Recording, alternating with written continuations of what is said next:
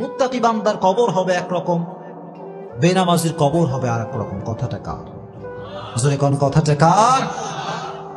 বেনামাজি যখন কবর করা হবে, বেনামাজির কবরে দুইজন ফেরেশতা আসবে, এসে বলবে মার রব্বুক, তোমার প্রভুকে। বেনামাজি বলবে প্রভু? রব মানে তো আমি বুঝি না। আল্লাহ কারে কয় আমি তো জানি না, কারণ আজীবন সে রবের সামনে সিজদা করে নাই। চিল্লা এখন ঠিক কিনা? মাজার পূজারী যে হবে সেও কিন্তু আল্লাহর সামনে উত্তর দিতে পারবে না। চিল্লা এখন ঠিক কিনা? মাজার পূজারী আছে না নাই? মাজারের সামনে সিজদা এরকম লোক আছে না নাই? উত্তর করতে পারবে না। প্রথম প্রশ্ন বেঁধে যাবে। দ্বিতীয় প্রশ্ন মান নাবিয়ুকা, হু ইজ ইউর প্রফেট, তোমার নবীর নাম কি? সে উত্তর করতে পারবে না। তৃতীয় প্রশ্ন ওমা দীনুক, তোমার ধর্মের নাম কি? সে উত্তর করতে পারবে না। আল্লাহ বলবেন ওর কবরটাকে আগুন দিয়ে জ্বালিয়ে দাও, কবরটাকে ছারখার করে দাও আগুন দিয়ে। কবরের ভেতরে দাও দাও করে আগুন জ্বলতে থাকবে। বেনামাজি চিৎকার করবে আব্বা তুমি কোথায়, আম্মা তুমি কোথায়? দুনিয়ার জমিনে বিপদে পড়লে আব্বা বাঁচিয়েছে, আম্মা বাঁচিয়েছে, কিন্তু কবরে কি কেউ বাঁচাতে পারবে? কেউ পারবে? কেউ বাঁচাতে পারবে না। আল্লাহ বলবে এই কবরের মাটি, দুই পাশ থেকে মাটির চাপ দাও। এমন ভাবে দুই পাশ থেকে মাটির চাপ দেওয়া শুরু হবে, বেনামাজি পাঁজরের হাড়গুলো ভেঙ্গে চুরমার হয়ে যাবে। নাউজুবিল্লাহ। বেনামাজি চিৎকার করতে থাকে, পাগলের মতো চিৎকার করবে, কিন্তু পৃথিবীর এই আওয়াজ কেউ শুনতে পাবে? আর যারা সুদখোর হবে, আল্লাহর হাবিব সাল্লাল্লাহু আলাইহি ওয়াসাল্লাম বলেছেন সুদখোরের পেটের ভিতরে সাপ থাকবে। সাপ কিলবিল কিলবিল করতে থাকবে, তার নাড়ি ভুঁড়ি কামড়িয়ে কামড়ে শেষ করে ফেলবে, কিন্তু সেখানে কোনো মৃত্যু নাই। মানুষ যন্ত্রণা পেতে পেতে মৃত্যুর কাছে যাবে, আবার আল্লাহ রাব্বুল আলামিন জীবিত করে দেবে, আবার মরার কাছে যাবে, আবার আল্লাহ জীবিত করে দেবেন। এভাবে কিয়ামত পর্যন্ত আপনাকে শাস্তি দিবে একজন, তিনি কে? রব তুমি আমাদের সবাইকে এই সমস্ত আযাব থেকে বাঁচায় দিও, পড়া আমিন। আর যারা দুনিয়ার বুকে অশ্লীল ভিডিও দেখেছে, পর্নোগ্রাফি দেখেছে, ব্লু ফিল্ম দেখেছে, মুভি দেখেছে, তাদের চোখের ভেতরে খুন্তি ঢুকিয়ে দেওয়া হবে, চোখের ভেতরে গরম লোহা ঢুকিয়ে দেওয়া হবে। নাউজুবিল্লাহ পড়ায়। এই চোখ দিয়ে বাজে কাজ দেখেছো, হারাম কাজ দেখেছো, আল্লাহ যুব সমাজকে অশ্লীল ভিডিওর থেকে বাঁচায় দিক। পড়া আমি যুবক, পর্নোগ্রাফি দেখে নিজের জীবন নষ্ট করে দিও না। যেই যুবক, যেই মুরব্বী, যেই বোন, যেই মা মোবাইলের ভিতরে অশ্লীল ভিডিও দেখবে, তার ইমানের তাপমাত্রা কমে যাবে। সে নামাজে কোনো শান্তি পাবে না, রোজা রেখে কোনো শান্তি সে পাবে না। আল্লাহ কসম করে বলছি, নামাজ পড়ে সে কোনো শান্তি পাবে না। চিল্লা এখন ঠিক কিনা? কোনো শান্তি নাই। It will damage your soul, damage your soul. আত্মাকে নষ্ট করে ফেলে এটা। বাজে জিনিস যখন আমরা দেখি, এটা আমাদের আত্মাকে নষ্ট করে ফেলবে। ইবাদতের যে মজা, যে স্বাদ, এটা আমরা হারিয়ে ফেলি। এজন্য আজ থেকে কোনো বাজে ভিডিও আপনারা দেখবেন, যখন দেখবেন। এখন কথা হচ্ছে একটা বিষয় বলে দেই, অনেক সময় আচ্ছা স্মার্টফোন আছে কার কাছে? দেখি হাত তুলুন তো। স্মার্টফোন আছে কার কাছে? অ্যান্ড্রয়েড ফোন আছে কার কাছে? সবার আছে এখানে অ্যান্ড্রয়েড ফোন? আচ্ছা মাশাআল্লাহ, হাত নামান। একটা বিষয় বলে দেই, মাঝে মাঝে দেখবেন অ্যান্ড্রয়েড ফোন খোলার সঙ্গে সঙ্গে বাজে ভিডিও অটোমেটিক চলে আসে। এরকম হয় কি হয় না? হয় কি হয় না? আমাকে অনেক মুরব্বী, অনেক যুবক বলে হুজুর আমার তো কোনো বাজে নিয়ত নেই, আমার মোবাইল অটোমেটিক চলে আসে, এটা আমি কি করতে পারি? আমি বলবো ভাই, নিয়ত দেখে একজন, কে দিলে তোমার কি নিয়ত আছে কেউ খবর রাখে না, রাখে একজন, তিনি কে? যখনই বাজে ভিডিও শো করবে চোখের সামনে, স্ক্রল করবেন, বাজে ভিডিও আসার সঙ্গে সঙ্গে এটা কখনো ওপেন করা যাবে? যদি কখনো ওপেন করা যাবে? যদি ওপেন না করেন তাহলে আপনার আমলনামার থেকে সব গুনাহকে কেটে দিবে একজন, তিনি কে?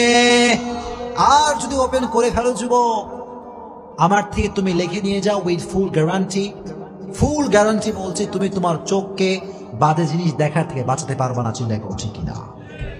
আজ থেকে কোনো বাজে ভিডিও যুবকরা দেখবা, যদি কেউ দেখবা, সমস্ত যুবককে বাজে ভিডিওর থেকে বাঁচাই দিক। পড়া আমিন। এটা বেনামাজির কবর। এবার নামাজির কবর কেমন হবে, মুত্তাকি বান্দার কবর কেমন হবে, এটা আপনারা সবাই শুনবেন ইনশাআল্লাহ। আপনি বিরক্ত হয়ে গেছেন নাকি প্রিয় ভাইরা? সবাই একটা তাকবীর দেন দেখি, লিল্লাহি তাকবীর। এত আস্তে, আমি লিল্লাহি তাকবীর বলবো, আপনারা আল্লাহু আকবার বলবেন। লিল্লাহি তাকবীর। যখন নামাজি বান্দাকে কবরস্থ করা হবে, মুরব্বী সাহেবকে যখন কবরে রাখা হবে, দুইজন ফেরেশতা আসবে, এসে বলবে বাঁধাতে হবে একে। প্রথম প্রশ্ন, মার রব্বুক, তোমার রবকে। সঙ্গে সঙ্গে মুত্তাকি বান্দার চোখে মুখে হাসি থাকবে, সুবহানাল্লাহ। মুত্তাকি মুরব্বী যে আজীবন নামাজ পড়ছে, যেই যুবক আজীবন প্রেম কিচ্ছু করে নাই, ওই যুবক বলে তুমি আমার আল্লাহ চিনাও? আজীবন সেজদা করেছি একজনের জন্য, তিনি কে? সবাই বলবে আমার রব একজন, চিল্লায় কোন, তিনি কে? আল্লাহ আমার রব, এই রবি আমার সব। পড়েন, আল্লাহ আমার রব, এই রবি আমার সব, দমে দমে তনু মনে তারি অনুভব। ঠিক কিনা? তোমার দুনিয়াতে আমি যেদিকে তাকাই, অথই নিয়ামতে ডুবে আছি সবাই। পাখপাখালির কণ্ঠে শুনি তাসবিহ করো রব, তাসবিহ করো রব। আল্লাহ আমার রব, এই রবি আমার সব। পড়েন, আল্লাহ আমার রব, এই রবি আমার সব। আমার রব আল্লাহ তাআলা। এক নম্বর প্রশ্ন শেষ। ফেরেশতারা অবাক হয়েছে যে কে এটা, মান হুয়া, হু ইজ হি, কে এটা? প্রথম প্রশ্ন করার সঙ্গে সঙ্গে উত্তর দিল কে? মুরব্বী, এই যুবকটা কে? আবার প্রশ্ন করো, মান নাবিয়ুকা, তোমার নবীকে একজন ব্যক্তিকে সামনে দাঁড় করানো হবে, বলা হবে আতারিফু হাযার রাজুল, do you know this person, who is he? তুমি কি জানো ইনি কে? সবাই বলবে যারা মুত্তাকি, নামাজি, মুরব্বী, পর্দাশীল মা বোন, সে বলবে উনি হচ্ছেন আমাদের প্রিয় নবী, বিশ্ব নবী মুহাম্মদ সাল্লাল্লাহু। এত আস্তে বলল যখন সাল্লাল্লাহু আলাইহি ওয়াসাল্লাম। তবে এই উত্তর সবাই করতে পারবে না, এই উত্তর সব মুরব্বী করতে পারবে না, এই উত্তর সব যুবক করতে পারবে না, চিল্লায় এখন ঠিক কিনা? শুধুমাত্র নবীর সুন্নাহের আশিক দাবি করলেই হবে না, কাজে কর্মে নবীর সুন্নাহকে ফলো করার দরকার আছে না নাই? কিছু কিছু লোক দেখবেন নামাজ কালাম কিছু পড়ে না, কয় আমি নবীর টাটকা আশিক। কথা কোন ঠিক কিনা? আমি বলবো যে ব্যক্তি 5 ওয়াক্ত নামাজ না পড়ে বলবে আমি নবীর আশিক, আমি বলবো তোমার মতো ভণ্ড বাটপার আল্লাহর জমিনে কেউ নাই। এত আস্তে বললেন, জোরে কোন ঠিক কিনা? আগে নামাজ, তারপর নবীর আশিক। এখনকার যুব সমাজ দাড়ি রাখতে চায় না, আছে না নাই? যুবক কথা কও, আছে না নাই? কিছু কিছু যুবক কয় হুজুর দাড়ি রাখলে মেয়েরা পছন্দ করে না, এরকম যুবক আছে না নাই? কথা বলবেন না, আছে না নাই? আচ্ছা আপনারা আমাকে জবাব দেন তো, আমি যে দাড়ি রাখছি আমারে দেখতে কি আনস্মার্ট লাগে নাকি স্মার্ট লাগে? অনেকে কয় নাই, জোরে কর, আনস্মার্ট নাকি স্মার্ট? আমি কি খ্যাত নাকি আপডেট? আপডেট। কারণ নবীর সুন্নাহ যে ফলো করে সে কখনো আনস্মার্ট হতে পারে, কারণ আমার নবীর মতো সুন্দর ব্যক্তি পৃথিবীতে দ্বিতীয় কেউ আর হতে পারে? চাঁদের চেয়ে সুন্দর তুমি নবী আমার কামলিহি ওয়ালা, দো জাহানের বাদশাহ তুমি প্যারা নবী সাল্লি আলা, দো জাহানের বাদশাহ তুমি প্যারা নবী সাল্লি আলা, চাঁদের চেয়ে সুন্দর তুমি নবী আমার কামলিহি ওয়ালা। সুবহানাল্লাহ। এখন আপনারা জোরে করে বলবেন যদি কথা বুঝেন, আমার নবীর দাড়ি ছিল কি ছিল না? পেছনের ভাইরা কথা কম, ছিল কি ছিল না? আমার নবী কি আনস্মার্ট নাকি স্মার্ট? আনস্মার্ট নাকি smart? He was the most smart personality in the world, as a father, as a teacher, as a lawyer, as a commander, as a husband, as a last messenger. Muhammad is the superman of the world. Subhanallah. বাবা হিসেবে, নেতা হিসেবে, সমাজ সংস্কারক হিসেবে গোটা বিশ্বের জন্য আমার নবীকে সুপারম্যান করে পাঠিয়েছে একজন, তিনি কে? হি ওয়াজ দ্য সুপারম্যান।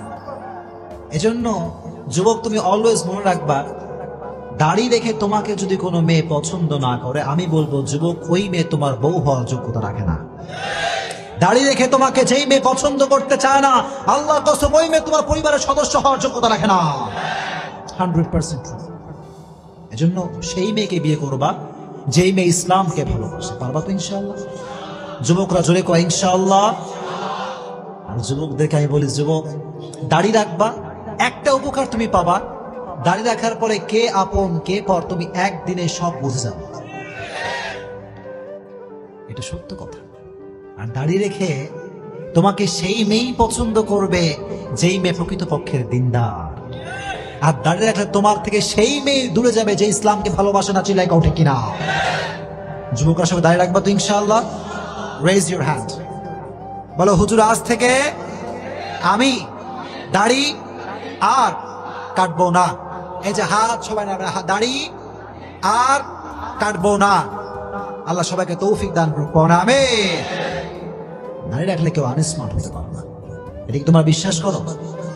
বিশ্বাস করো না এটা তোমরা? আনস্মার্ট হতে পারে কেউ দাড়ি রেখে? আচ্ছা, যে যুবকরা কয় যে হুজুর দাড়ি রাখলে মেয়েরা পছন্দ করবে না, বিয়ে করবে না, কি আমাদের হুজুরদের বিয়ে টিয়ে হয় না? কথাই কয় না, হয় কি হয় না? খবর নিয়ে দেখো, তোমার চাইতে হুজুরের বউ অনেক বেশি সুন্দর। কথা কন ঠিক কিনা? দাড়ি রাখলে সুন্দর মেয়ে দিবে একজন, চিল্লায় কন তিনি কে? আমার নবী যে বিশ্বনবী মুহাম্মদ। এটার উত্তর সেই ব্যক্তি করতে পারবে যেই মুখে, যার মুখে আছে দাড়ি। এজন্য আজ থেকে সবাই দাড়ি রাখবেন তো ইনশাআল্লাহ। তবে মুরব্বী হয়ে দাড়ি রাখলেই কিন্তু চলবে না, যুবক বয়স দাড়ি রাখলে সব আসনা নাই। এটাই আসল পরীক্ষার সময়। যুবক বয়স যার ভালো তার আজীবন ভালো, চিল্লায় কোন ঠিক কিনা? দ্বিতীয় প্রশ্ন, তোমার নবীকে আতারিফু হাদার রাজুল, তুমি কি ওই ব্যক্তিকে চেনো? আমরা বলবো তিনি তো অন্য কোনো ব্যক্তি নন, তিনি হচ্ছেন আমাদের নবী, বিশ্ব নবী মুহাম্মদ সাল্লাল্লাহু আলাইহি ওয়াসাল্লাম। 2 নাম্বার প্রশ্ন শেষ। এবার 3 নাম্বার প্রশ্ন, ওয়ামা দীনুক, হোয়াট ইজ ইউর রিলিজিয়ন? তোমার ধর্মের নাম কি? আপনারা কোন ধর্মের নাম কি? যেরকম ধর্মের নাম কি? ইসলামকে ধর্ম হিসেবে পেয়ে আমরা খুশি না বেজা? যেরকম খুশি না বেজা? চিৎকার করে সকলে পড়েন আলহামদুলিল্লাহ। আর মুসলমান ঘরের সন্তান যে হবে, আল্লাহর কসম 31st নাইট সে পালন করতে পারবে না। মুসলমান ঘরের সন্তান যে হবে, সুদ ঘুষ সে খেতে পারবে না, চিল্লাই কোন ঠিক কিনা? এজন্য মুসলমান ঘরের সন্তান যদি সুদ খায়, বুঝতে হবে সে নামে মুসলমান, কাজে কখনো সে মুসলমান হতে পারে না। এটা কি আপনারা সবাই বিশ্বাস করেন?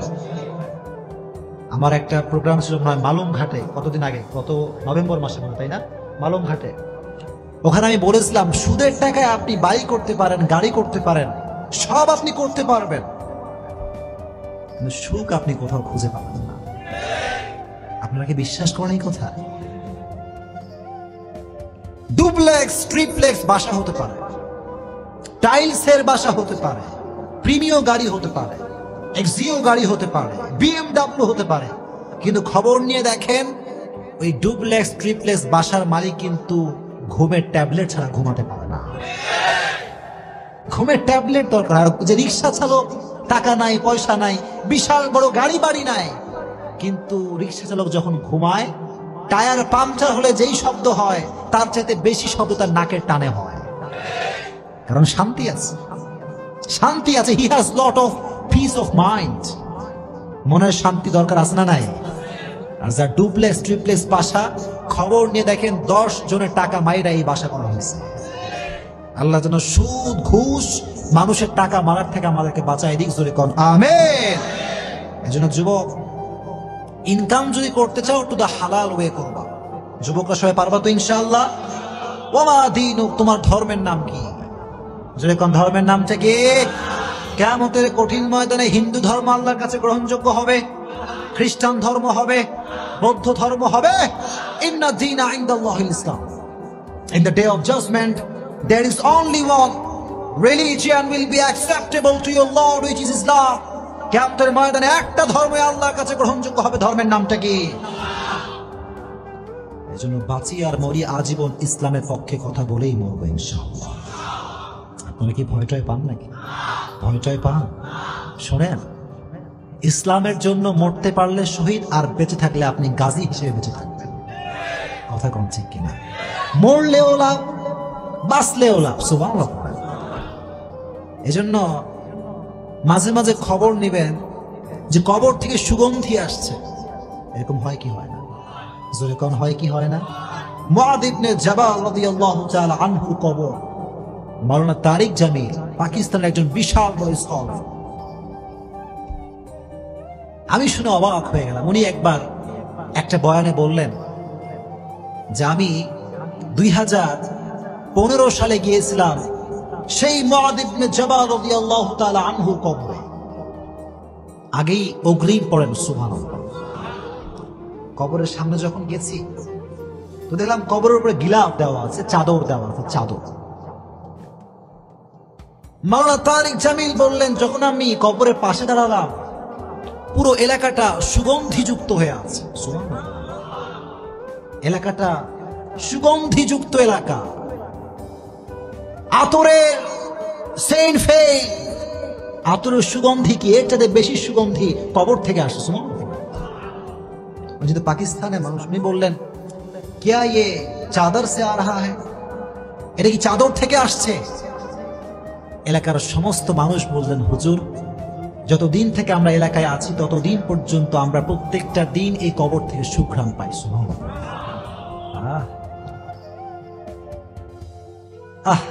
কি অসাধারণ একটা বিষয়। উনি বললেন, তাই তো, তাহলে চাদরটা একটু হটানো, চাদরে আমি একটু সুঘ্রাণ নেব। উনি দেখলেন চাদরে কোনো সুঘ্রাণ নাই, সব সুঘ্রাণ মুআদ ইবনে জাবাল রাদিয়াল্লাহু তাআলা আনহু কবর থেকে আসছে। সুবহানাল্লাহ। उन्हीं बोला, मैं ताज्जुब हो गया, ये कैसी बात है। 1400 साल पहले कब्र दिया गया शख्स, उसकी कब्र से आज भी बू आ रहा है। सुबहानाल्लाह पड़ा। এজন্য আল্লাহর পথে যে চলে, আল্লাহর ইসলামের কথা যে বলে, তার কবরটাকে সুঘ্রাণ করে দিবে একজন, তিনি কে? জোরে কোন কে? আর যে ব্যক্তি ইসলামের বিপক্ষে কথা বলবে তার কবরটা আযাব আর জাহান্নাম দ্বারা ভরপুর হয়ে যাবে। চিল্লাই কোন ঠিক কিনা? এজন্য বাঁচেন আর মরেন ইসলামের পক্ষে থাকবেন তো ইনশাআল্লাহ। বাধা আসলে ভয়টয় পাবেন নাকি?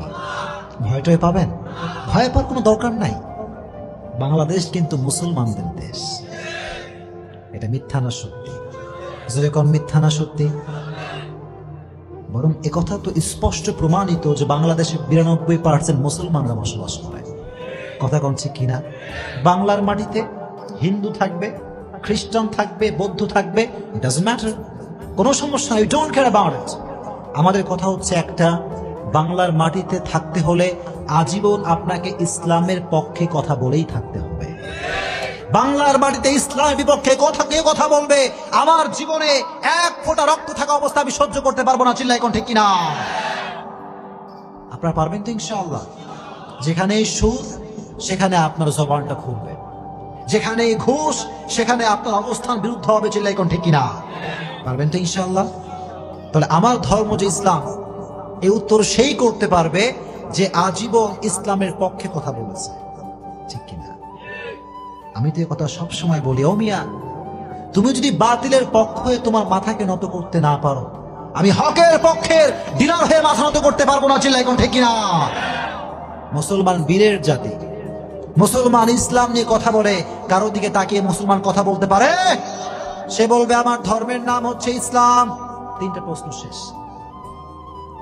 এবার ফেরেশতা বলবে, কি ব্যাপার, কি ব্যাপার, 3টা প্রশ্নের উত্তর করতে পারলো। এবার আর একটা এক্সট্রা প্রশ্ন করা হবে। সুবহানাল্লাহ। আজীবন শুনছেন 3টা প্রশ্ন, কিন্তু আজকে শুনে রাখেন, মুত্তাকি বান্দার কবরের প্রশ্ন হবে 4টা। জোরে কোন কয়টা?